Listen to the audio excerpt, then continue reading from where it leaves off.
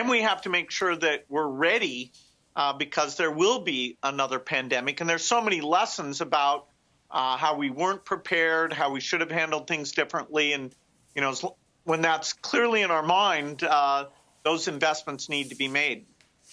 You mentioned being ready for the next time, and you warned about this last time. Let's take a brief look at a 2015 warning you issued.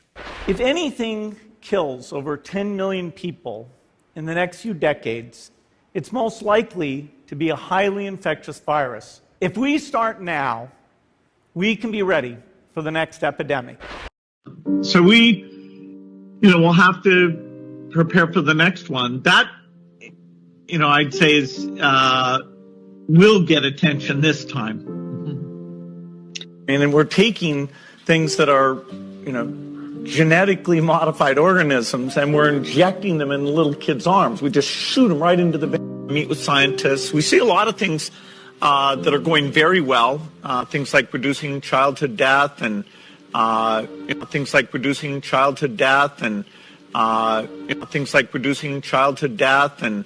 But you don't have a choice. People act like you have a choice.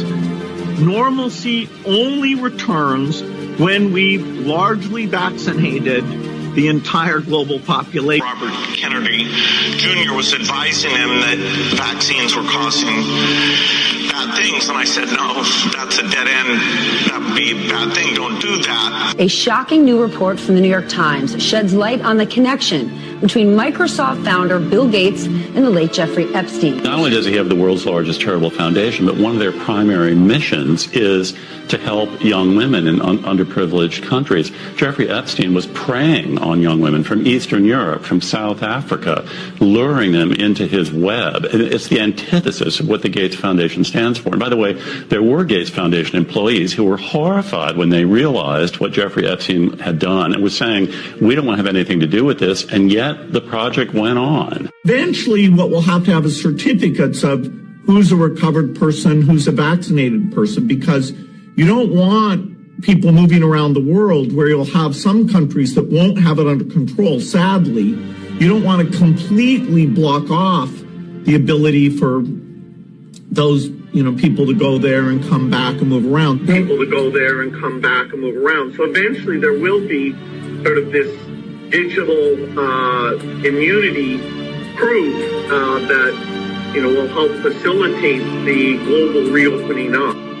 One final way that's new and is promising is called the RNA vaccine. With RNA and DNA, instead of putting that shape in, you put instructions in the code to make that shape.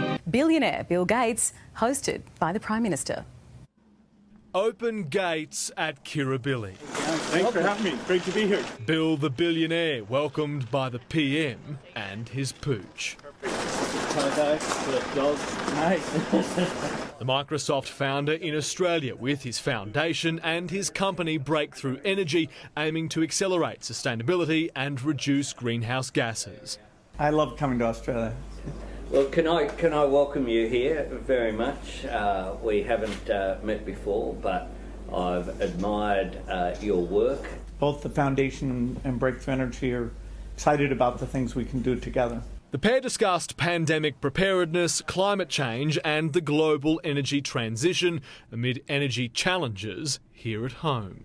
You're very welcome here. Society's making because of very, very high medical costs and a lack of willingness to say, is spending $1 million on that last 3 months of life for that patient, would it be better not to lay off those 10 teachers and to make that trade-off in medical costs? But that's called the death panel, and you're not supposed to have that discussion.